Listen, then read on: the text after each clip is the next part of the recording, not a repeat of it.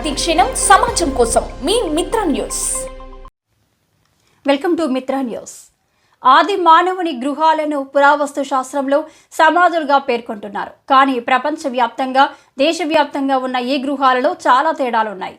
పురావస్తు శాస్త్రం తెలియజేసే మెగాలిథిక్ కట్టడాలకు ఇక్కడ ఉన్న ఆది మానవుని గృహాలకు మధ్య విభిన్నమైన తేడాలు చూడవచ్చు. ఆదివాసీల చరిత్రలో మాత్రం ఇవి పూర్వ ఆదివాసీలు నిర్మించుకున్న నివాస గృహాలుగా నిర్ధారణ అవుతున్నది. భారీ జంతువుల నుండి రక్షణ కోసం మెగాలిథిక్ పదంలోని మెగా అంటే పెద్దది, లిథిక్ అంటే రాయి. మెగాలిథిక్ అంటే పెద్ద రాయి అని అర్థం. 3 పెద్ద నిలువు బండరాళ్లపై ఒక పరుపు రాయిని పరిచి ఉన్న కట్టడం అని అర్థం. ఇక్కడ ఉన్న వాటిలో 500కు పైగా గృహాలు ఉన్నాయి. ఇవి ఆదివాసీ ఇళ్ల నిర్మాణాలను పోలి ఉన్నాయి. వీటిని సూక్ష్మ పద్ధతిలో టేపును ఉపయోగించి కొలతలతో సహా మ్యాప్ వేసి వివరాలు సేకరణ చేస్తే ఈ కొలతల ప్రకారం ప్రస్తుతం ఆదివాసి నిర్మించుకున్న ఇంటిని పోలిన వాస్తునే ఇందులో కనిపిస్తుంది. ప్రాచీన యుగం నాటి మానవుడు ఆనాటి భారీ ఆకారం కలిగిన డైనోసార్ లాంటి జంతువుల నుండి, క్రూర మృగాల నుండి రక్షణ కోసం క్రీస్తు పూర్వం కొండ గుహలలో నివాసం ఉండేవారు. దట్టమైన అడవి ప్రాంతం ఆసరాగా వేట చేసుకొని మళ్లీ భద్రత కోసం కొండ గుహలోనే జీవనం సాగించారు. ఇక కాలానుగుణంగా కొండ గుహలు వీడి మైదానంలో జీవించాలనే ఆలోచన మానవుకి వచ్చినప్పుడు కొన్ని వేల సంవత్సరాల తర్వాత కొండ గృహాలను పోలిన విధంగా బండరాయితో ఏర్పాటు చేసుకున్న నిర్మాణాలే ఈ ఆది మానవుని నివాసాలు. ఇవి నేటి ఆదివాసులు ఉండే ప్రాంతంలోనే అధికంగా ఉంటాయి.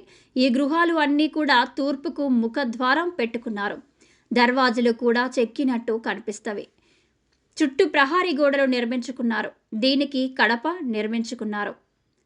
ఇంటి పైకప్పులు కూడా ఇంటి గుడిసెను పోలిన ఏటవాలు కలిగిన బండని చెక్కి నిర్మించుకున్నారు. కొన్నింటిని ఇంటి స్లాబ్ను పోలిన విధంగా నిర్మించుకున్నారు. అలానే ఇంటి బయట ఈశాన్య మూలాన నీటి గోళం కూడా ఉంది. వీటికి సంబంధించిన ప్రతి ఆధారాన్ని మా పరిశోధన కేంద్రం గుర్తించింది. ఇవి ఆదివాసీల పూర్వ నివాసాలు. నేటి ఆదివాసీ జీవనంలో కూడా ఇంటి గుమ్మాలు తూర్పుకే ఉంటాయి. ఇక్కడ ఉన్న గృహాలకు గుమ్మాలు కూడా తూర్పు దిక్కుకే ఉన్నాయి. నేటికి కోయల ఇంట్లో కడపలకు ఎదురుగా బయట కాంపౌండ్ వాలు కడప ఉంటుంది. ఈ గుహలో కూడా అలానే ఇంటికి ఎదురుగా బయట కడప ఉంది.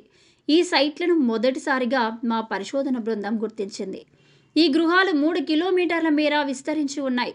ఇక్కడ 3 రకాల గృహాలు ఉన్నాయి. అందులో 10 మీటర్ల పొడవు, 6 మీటర్ల వెడల్పులో ఉన్న పెద్ద గృహాలు కూడా గుర్తించాం. కొన్ని చిన్న పరిణామం కలిగిన గృహాలు ఉన్నాయి. వీటన్నింటినీ అంతిమంగా ఆదివాసీల పూర్వ నివాసాలుగా నిర్ధారణ చేశాం. వీరి జీవన వైవిధ్య శైలి ప్రస్తుతం ఉన్న కోయ జీవనంలో మమేకమై ఉన్నప్పుడు ఇవి కోయ పూర్వీకుల నివాసాలు.